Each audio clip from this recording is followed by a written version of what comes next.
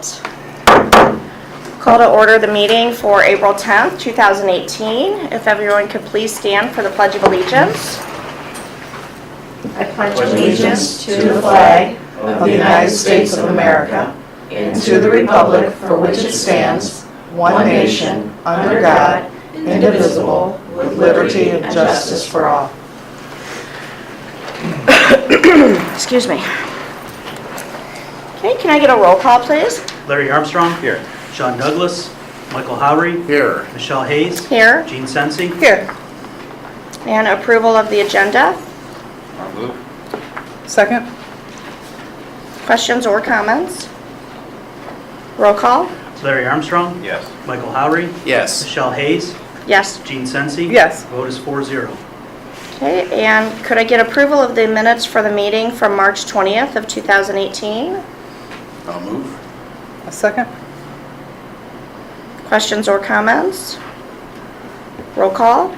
Michael Howry. Yes. Michelle Hayes. Yes. Gene Sensi. Yes. Larry Armstrong. Abstain. Vote is 3-0-1. Okay, and we're on to we're on to board meeting reports, excuse me. Anybody have anything they want to report on this evening? Do not. I'm just glad the elementary schools provide so many good things for, my grandchildren. My oldest, she's 10, she started in the running. The Just Run program? Yes, Yeah. yes. Fabulous program. Yes, fabulous. And got to see the movie and got to go to hear Ramona Robinson and, just the school did just, I never cease to be amazed at all the good things here. And I always have to give a shout out to our leadership because what a fantastic job you guys are doing. So. Very good. Thank you for that. Okay, moving on to the first public participation. This is for any member of the audience that would like to stand and approach the board regarding any agenda items only. There will be another one at the end of the meeting if anybody has any other questions that are not on the agenda at this time. Okay. And reports and recommendations of the treasurer.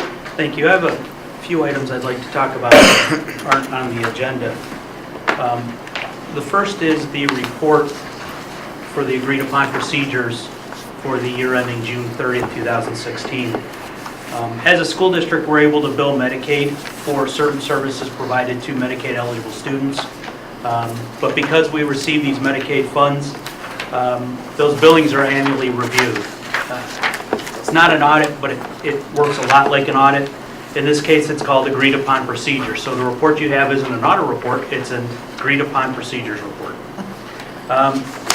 This report details what was tested and what the results were.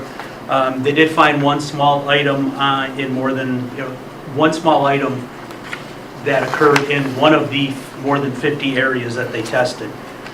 Minor difference, it was quickly corrected on the cost report, so it has just a very minor change on the amount of reimbursement we can expect. Just to give you an idea, during this year under agreed upon procedures, we received, or will receive once the final settlement comes in, $146,000 in Medicaid reimbursement. We finished the 2015 audit, agreed upon procedures, in I think August of 17. So now we're trying to get caught back up. It's a separate contract with one of the accounting firms, and as soon as they get done with 1 year, we roll right into the next. So I would expect, now that these have been posted on the Medicaid website, once they're finally reviewed and approved by Medicaid, and the rest of the funds are released, we'll roll right into fiscal year 17 and get those done. So it is not as time consuming as an audit, but it still takes up a good bit of time in reporting on some of our service providers, the occupational therapists, the speech therapists, physical therapists, psychologists, not only during the audit, but they spend a lot of time during the year documenting the services they provide so the district can get the money. So, and they're doing a good job because we have very little issues with it. So these funds, is that a rollover then? like, if 146,000 come in, does that have to be spent by the end of? No, we actually spend the money up front in the services being provided, whether it's a salaried employee or a service that we purchase during the year. So we've already spent it, but we're able to recoup some of that money through Medicaid billing. Okay, Services are going to be provided either way because they're called for on an IEP, but this allows the district to recoup some of that money. We'd like to recoup more, but they give us everything we're entitled to. But if some parents would sign off that are Medicaid eligible to allow us to bill, we could get more. We can't force a parent to do it. All we can do is suggest it and tell them what the benefit to the district is, and it's their choice. yeah. So, I'm just curious. So are these funds that we're actually in control of, or is it sort of a partnership with requests and our allocation of funds? I mean, when I think of Medicaid, I'm not sure how I understand that with schools. We actually build the reimbursement into the general fund revenue every year. Okay. So the Medicaid revenue is actually able to then, for lack of a better term, be spread among all the rest of the services in the district. Okay, So we recoup what should have been paid for Medicaid on the front end, we recoup it and are able to spend it later. Now, in fiscal year 18, there were some changes, because I remember being at a presentation because of the federal budget and them stopping certain protections until it was reauthorized. So will that impact funding coming down the line? It has already impacted funding. We are way down over last year, but it's because a couple of things. One, they couldn't get the rules in place that allowed certain levels of therapists to sign off on the services being provided. And those therapist organizations have worked through the rules, and now we're getting back up to speed. It's not just us, it's every Medicaid provider that's servicing students in a school district. The good news is, although we are behind, we have 365 days from the date the service was rendered to file for reimbursement. So they are now catching up. So hopefully we'll see an influx, if not yet by the end of this fiscal year, the first half of next fiscal year for the services provided in our fiscal year 2018. And Special Ed Department has done a great job trying to figure out the rules. We honestly haven't had a whole lot of guidance from the provider that bills our Medicaid, and you will probably see a suggestion for us to change. That being said, the stuff that they do bill for has been exact. We just need a little more guidance on how to get the best bang for our buck. So that's the first item. Second on the agenda tonight is, under Angela's section, is the Shared Technology Services Agreement between Madison and Auburn Joint Vocational School District, Auburn Career Center. That is a new shared service district for technology for the Madison schools. That's part of the good news. Another part of the good news is hopefully in May we will bring another smaller district to the board for more of the management style of what we provide Geneva. And you also have on tonight Fairport and Newberry, who have already approved their agreements. Now, the downside is we've had conversations with Berkshire that they may not be continuing with us. They believe they will get service cheaper. I will agree they will get service cheaper. I won't agree that their service will be anything near what we provide them. So they are going to go that route for possibly a year, although their contract with the other company, LGCA, has a 30-day out. I anticipate that once they get in and figure out that LGCA can't manage their E-rate, because they're an E-rate provider, can't fix their Chromebooks. I'm not sure how they'll handle the Google management. All the other stuff, other than break fix, that this team does, I expect they'll be back. What's LGCA? Lake Geauga Computer Association, it's a consortium of what, 30 school districts? Where we are actually owners of the computer group. They provide our EMIS, Infinite Campus, all of the accounting and payroll and benefit software we use. They Internet. provide training. Internet. On most days, they provide internet. They've had some Because it went out struggles in the today. last few days. Yeah, there's nothing like Angela getting a call or a text early in the morning on a day of testing that internet is out. Oh, I was like, But that's Lake I Geauga. bet. We've been Hyperventilating. members I bet. for years. They can provide adequate break-fix service. I don't think they provide what this group does. So, and also it's kind of ironic that Auburn Career Center, who is in the same building as Lake Geauga, chose us instead of them. yeah. Are they So- looking at us as a competitor? for their service? Yes. Yes, but they're just starting back up. When we were talking to Fairport had somebody from LGCA, and it just wasn't working. Their model prior to this was they assign a person to your district for 1 day a week, and that could be Tuesday. If your machine breaks on Wednesday, it'll get fixed next Tuesday. I think they're going a little bit different where the person may be there most days. But frankly, I don't know what, for the dollar amount that Berkshire's going to pay, they're not going to get network engineering like we use with Tony, and they're not going to get technology director work like we get out of Bob. I would argue that they're not going to get much more than break fix that we use our $10 an hour people for, who are very good. So we shall see what happens. New superintendent wants to make his mark, and I can't argue with that. So we shall see what happens. But long story short, when I emailed the board about Auburn, I said we probably need another body and a half to cover that, and possibly one for the other district coming on. I don't know what we're going to need. We're going to be hiring summer workers, which will take some of the load off the group for a short period of time. So when Geneva renews and this other district comes on board, Bob and I'll sit down, and actually his staff will sit down and say, this is what we need. And then I'll come to talk to Angela about bringing a recommendation to the board about additional people if we need them. I don't know whether we will. Michael, is there any negotiation when Berkshire comes, and if so, is that you or is that Bob? For when they come back, No, when they decided to go with somebody else, was there any negotiating in that, or is it just this is what we offer at the price we offer, and do you I do call that the or does treasurer. Bob do that? I call the treasurer, and it's half of what we're charging. Yeah, okay.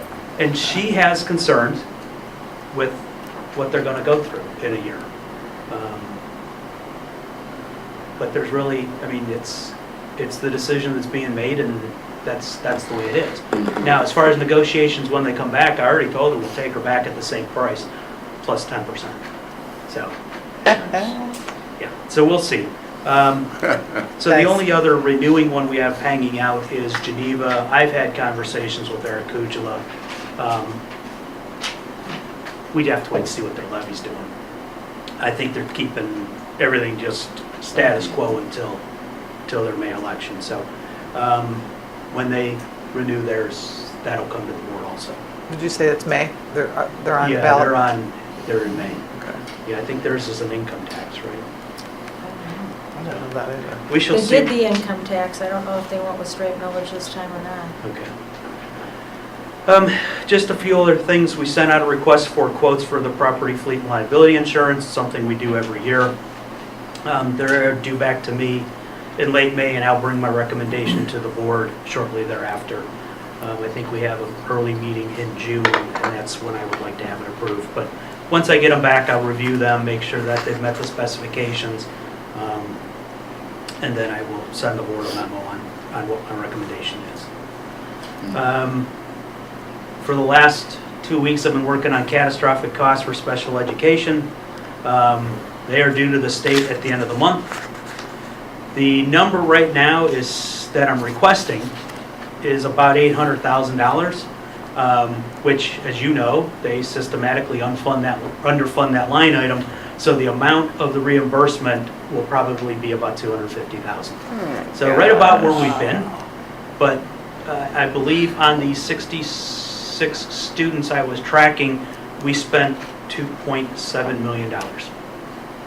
And we're going to get reimbursement from the state of $250,000. So the representative who I'm supposed to send my spreadsheet to, you'll give me that name after I'm done? Well, apparently you've already talked to him. Okay, well, I'll send him the spreadsheet again. Once we get the final reimbursement, I'll send it to everybody and say, this is how you're funding special education. Yeah. So a little good news today, we got the invoice for the new bus, which means the delivery of the bus can't be too far behind it, because we don't pay for the bus till it shows up on our lot, and sometimes till it gets stickered. So I emailed the dealer today and asked him for an update, and I'll let you know what he says. Again, the bus is $77,156. 25% of that is going to be funded, well, will be reimbursed by the EPA for a grant that we got. What passenger? 77 or 78. We get a push, I think a 78. Yeah. And then finally, next week I'll be in Columbus attending the Ohio Association of School Business Officials annual workshop. And on Wednesday at 3:30, Michelle Kalish, the superintendent from Newberry, Bob Cerruti, and I will be doing our presentation on shared services. So, and by the way, that's how we got the yet-to-be-named district.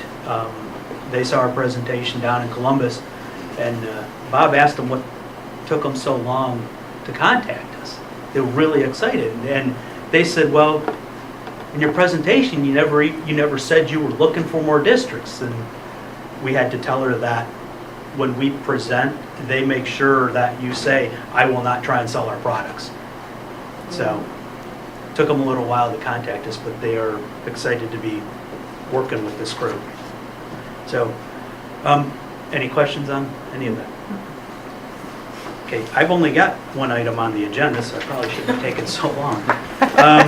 It's to have the approval of the financial reports for all funds, the fund-to-fund transfer report, and the check payment register for March 2018. I'll move.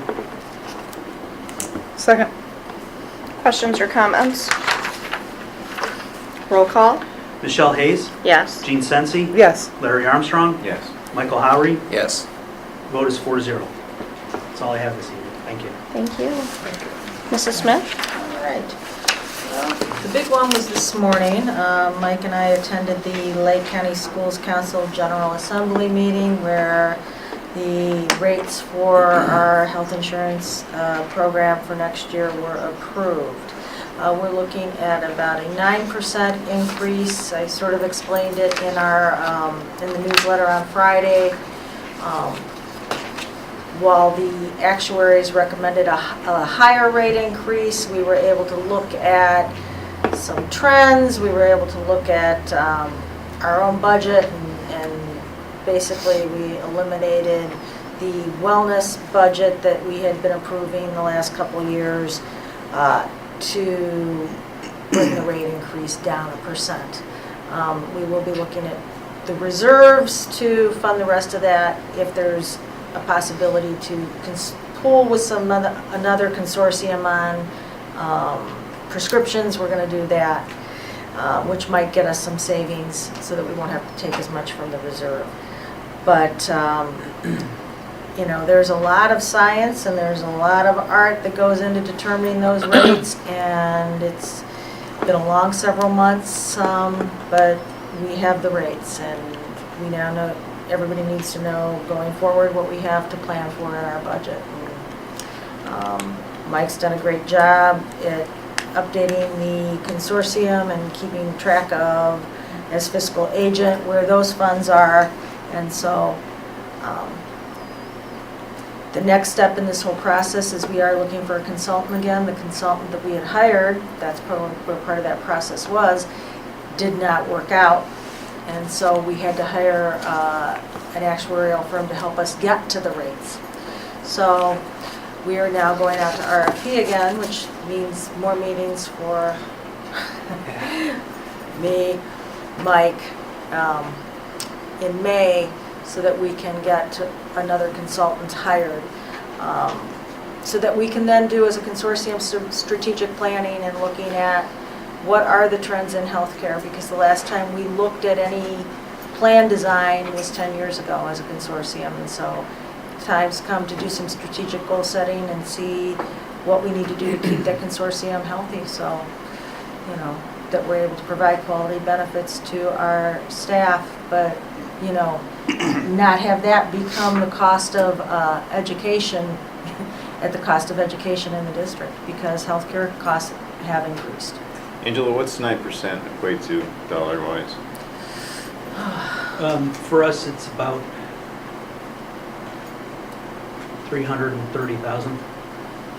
We had 8% in the budget, so an extra 32 is not, you know, on our Right. We're 29 million. Thank you for saying we had 8% in the budget, because when you just threw out that dollar amount, I'm thinking, oh, Yeah. God. No. That's why I didn't panic and have a heart attack, 'cause I knew you had 8% in the budget. And for years, I've had 9. But I'm like, we haven't hit 9, I can't keep putting 9 in there, so I put 8. We went to We And nine. we got to 9. We got the 9. Yeah, so That'll yeah, stay. it's your fault. Yeah. It's my fault. You yeah. jinxed us. But I do have to say that having a administrator that is back at, for the consortium has made the work of the chair a whole lot easier, because we had this combined function in the consortium with the last consultant / administrator. It was not as smooth a process, and having Mary Kay back has been a huge benefit to the consortium and the work she's done. So, but it's, you know, insurance is an unwieldy piece, and I do believe too, mostly treasurers came to that meeting this morning. We had the superintendents that were part of the executive committee that were there, and one other superintendent that comes to every meeting just about. So we've really got to work at getting the superintendents on board too, because insurance impacts what they can do on the other side. So you got to stay on top of it and understand it. And I can say that I sat through that rate setting meeting last week as an executive committee member, and I did not doze off listening to actuaries and numbers. I actually absorbed a whole lot. So I think my summary in your newsletter was a high-level snapshot of what I was able to absorb. I do want to applaud the buildings. Testing is up and running. We did have a little glitch with the internet today, but all went, I think, everything was worked out so that no tests had to be eliminated or calls to the state, and that's a good testing day. When you don't have to call the state for something, that's a good testing day.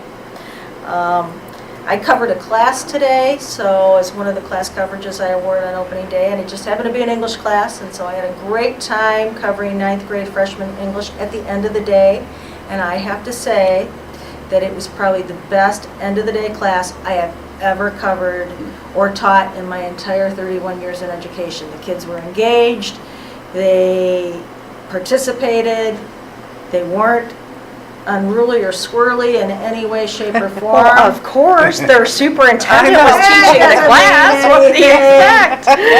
Does that mean anything, Mrs. Collins? It doesn't matter sometimes. Depends on the day that you're getting them. But they were, it was, and actually Mr. Bull was there too, so there were 2 of us in there. Just let it kind of spill. So it was a lot of fun. We did the Cask of Amontillado, and I got to bring back one of my favorite albums that I used to teach with, Alan Parsons' project. I'm dating myself now. Oh, wow. But he did a whole album called The Tales of Mystery and Imagination of Edgar Allan Poe. And the whole album is based on the stories of Edgar Allan Poe. And so, depending upon what story, you pull out the song. And yeah, awesome. yeah. And my husband taught me about that years ago when I started teaching. And I've used it. I used it actually when it was a record. I had a CD. And today, I am now really dating myself. YouTube. So I think I Okay, get well, the whole thing. that's good. I was picturing you lugging in this record player with your old album. Dusting it off. She had a cassette. Yeah, cassette, 8-track. I also got to find out from talking to Mrs. Vaca today, which I think is very nice, prom's theme is going to be art. And the prom is dedicated to Mr. Grant. Oh, I love And they've that. got some really cool things planned for prom, so I think that's going to be I a love really that. special evening. Is it going to be in Geneva again? No, it's in I think it's Willoughby. It's a party center or Wycliffe, right? The Croatian Hall? No, not the Croatian Hall. Lavera. Yes, that's it. That's it. Willoughby Hills. Willoughby Hills. And so May 5th. I will put more information in this week's newsletter. So love if you want to drop by, I think it's always a wonderful evening. I do want to talk about Sally Rogas Recognition Night, since we had our last board meeting before that. That was probably such a special night at the Cavs game. I saw a lot of live Facebook on that. That was Yeah. excellent. And the thing was, is she really was surprised. She seemed it. Oh, she did not know anything really was going on other than that game until we got down, getting ready to, wait in line to go out on the floor when she saw her family. Because she didn't know, she knew her son was coming because in all the planning, he had told her he was coming to the game, but her daughter-in-law and those grandchildren were supposed to be on a plane to Florida, and when she saw them there, and her other daughter and their kids, it was a wow evening. And I think she's had little moments like that. At the football reverse raffle the other night, Coach Willis sent her an invitation at home and sent her one at the building, so she said, I guess I better go to this. So she went, and he did a little tribute to her during the reverse raffle. Oh, I love that. So it was a wonderful, wonderful evening. And that is everything that I've got this evening. So, Mr. Bull, I'll you just have some talk, good news. I'll talk briefly about, as you know, we partner with Madison Public Library in a variety of ways. And one of our little dream projects was sort of on the back burner. We'd been talking about,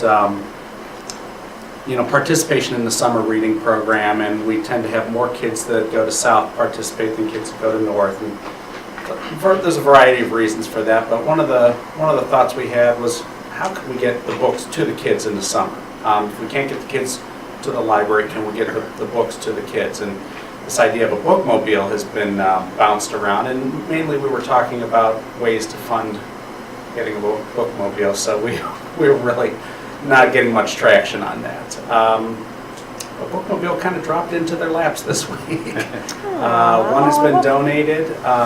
They're taking a look at it. It's not a finalized project yet, but they've reached out to us to let us know, and we're going to help them with taking a look at, our mechanics can go give it the once over, make sure it's a good, that they should accept it, and if it's a viable vehicle, then we're gonna help them with it. And we've bounced ideas around about a lot of different ways to bring it out and use it for programming, and coming to the schools to provide additional opportunities for kids with books beyond what we have in our current libraries. So it's kind of exciting, the idea that we're going to get together now and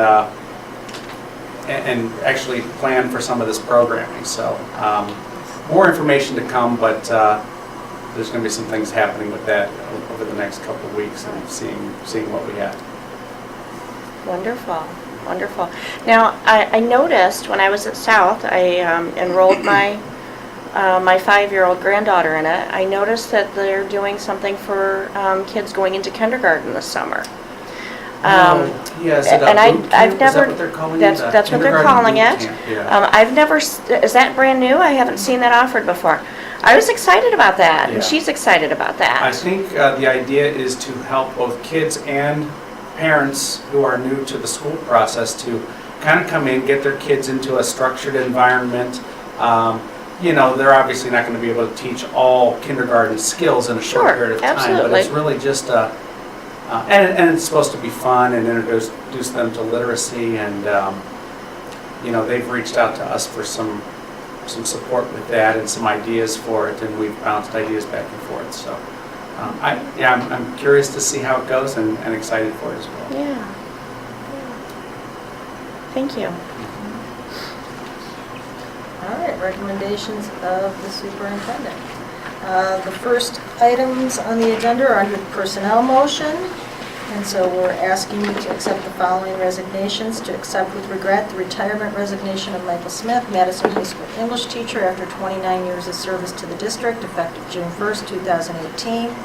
To accept the resignation of Natalie Breedlove, Madison High School guidance counselor, effective the end of 2017-2018 school year.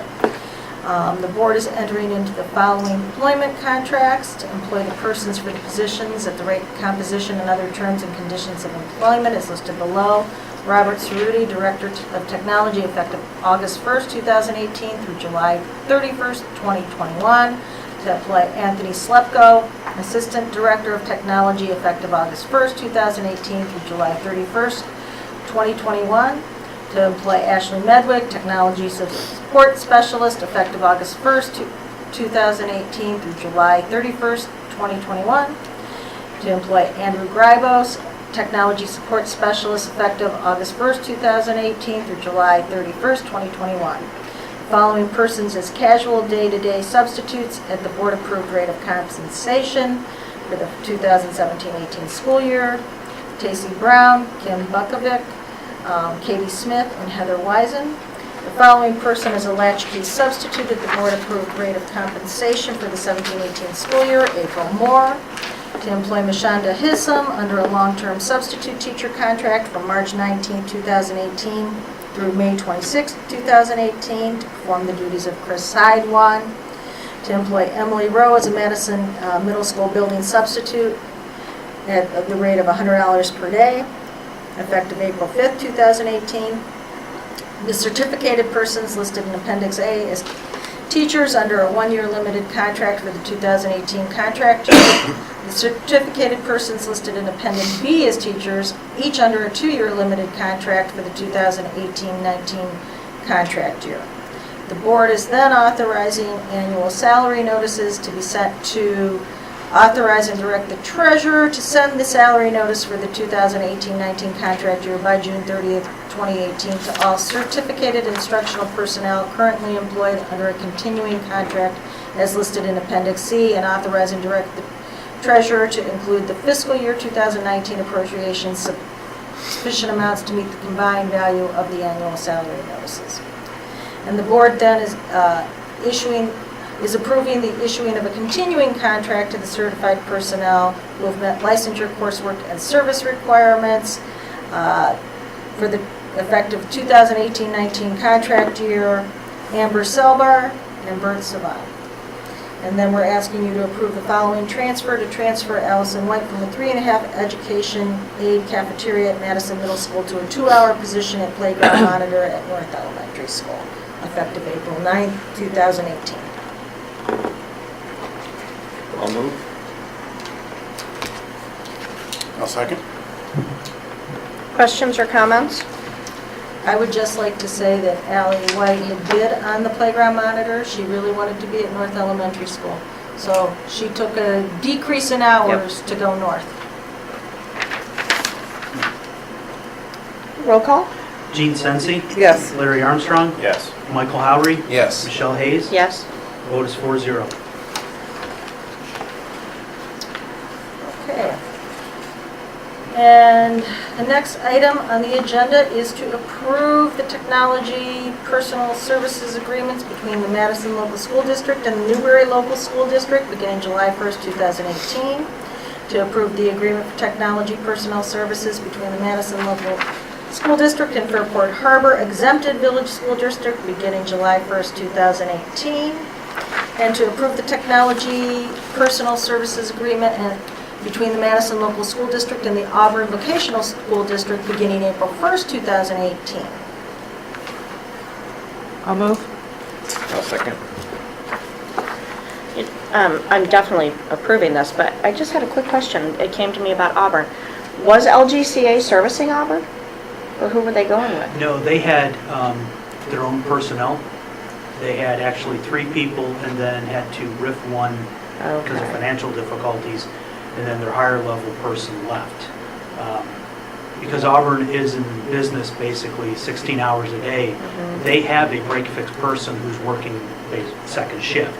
So we fill in everything break-fix first shift and all the technology direction and network support that we give everybody else. Thank you. Was there any increase to Newberry or Airport? No, our costs to provide those services haven't gone up, and as we add more districts, it actually costs a little less to provide the services to the other districts. So as long as our costs aren't going up, because our costs associated with these are the supplementals paid to the employees, those aren't going to go up. So the cost to the district doesn't go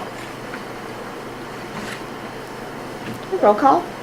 Larry Armstrong? Yes. Michael Howry? Yes. Michelle Hayes? Yes. Gene Sensi? Yes. Vote is 4-0. All right, the next item on the agenda is the resolution declaring Teacher Appreciation Week. And that will be celebrated May 7th through 11th, 2018. And I know it's always a busy week around the schools, and it's a thank you for all the hard work the teachers do and services they provide to our students. I'll move. Second. Questions or comments? I always enjoy Teacher Appreciation Week. Yeah.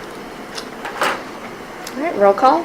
Michael Howry? Yes. Michelle Hayes? Yes. Gene Sensi? Yes. Larry Armstrong? Yes. Vote is 4-0. And under the consent calendar, we have several items this evening. The first is to enter into agreement between the Lake County Educational Service Center and the Madison Local Schools for the provision of a Naviance Consortium effective March 1st, 2018 through February 28th, 2022, pursuant to the agreement as found on file at the board office, to approve the program of studies for Madison High School for the 2018-19 school year as found on file in the board office, and that's the schedule planner that they use to schedule students into classes, and to approve the addition of career-based intervention course that is a work-based and academic intervention program for students who are at risk and have barriers to career and academic success to be offered at Madison High School for the 2018-2019 school year. I'll move. I'll second. I'm very happy that we have this career-based intervention course. I'm very excited about getting that up and running. It will, I think, go along nicely with some of the other things that we're doing. I did also, you know how we have had to do in the past, the vocational waiver. The technology course that we added at the middle school this year will meet that vocational ed requirement because we worked with Auburn to link it to their programming. So it doesn't look like we'll have to apply for the waiver this year. And we'll get some funding attached to that course. Fantastic.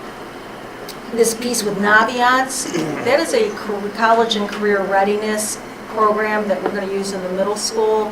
Many of the districts are using it in the region, and so we were able to get in with a group of schools, I think through Summit County ESC, Lake County ESC, to get better pricing on it.